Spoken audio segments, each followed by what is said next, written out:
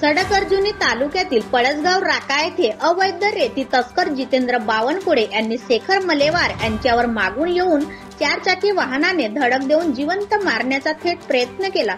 हीच नाही तर काही महिन्यापूर्वी प्रशासनाने त्याचा ट्रॅक्टर जप्त केला असता तो रागावून फोर व्हीलर खाली कुचलून मारेन असे इशारे देत गावात भटकावत होता।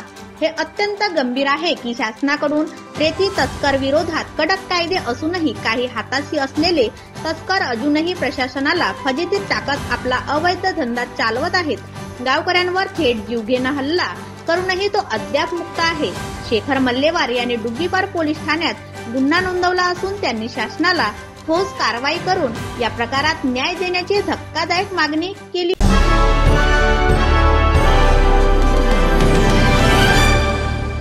काय प्रकरण घडला तुमच्यासोबत?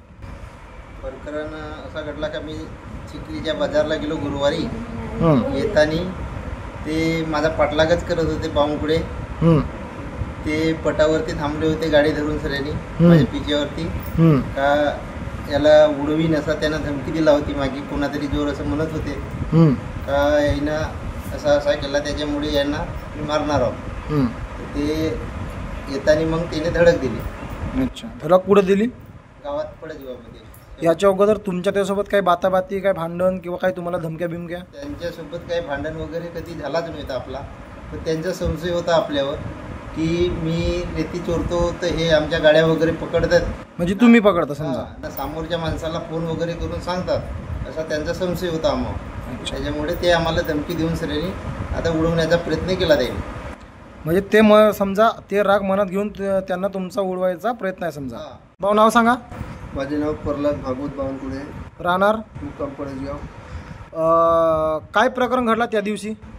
त्या दिवशी शेखर मल्लेवार आपल्या टू व्हीलरनं बाजारातून येत होता। तर त्यांनी आनंदराव मल्लेवार यांच्या घरासमोर आपल्या फोर व्हीलरने त्याच्या टू व्हीलरला धडक दिली। अच्छा, त्यांच्या पूर्वीचा राग होता। अच्छा, की आमचे ट्रॅक्टर रेतीची ते पकडून देतात किंवा आमची कंप्लेंट करतात म्हणून। त्याच्यामध्ये त्याचा पण नाव होता आणि मला पण म्हणत होता आणि दुसरा आणखी एक जण आहे त्याला पण म्हणत होता की आमचे ट्रॅक्टर पकडून देण्यात त्याच्या हात आहे। म्हणजे कोण ज्याने उडवण्याचा प्रयत्न केला तो रेती चोर आहे का? हो। त्याचं नाव काय?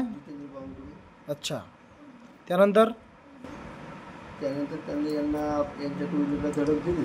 अच्छा, आणि मी दुकानातच होतो। अच्छा, मग मला आवाजात मी गेलो होतो, घटनास्थळी भाऊ होते। अच्छा, त्यांच्या गाडी फुटपाथ झाला होता। बरं, त्याच्या अगोदर काही धमकी वगैरे तुम्हाला त्यांना?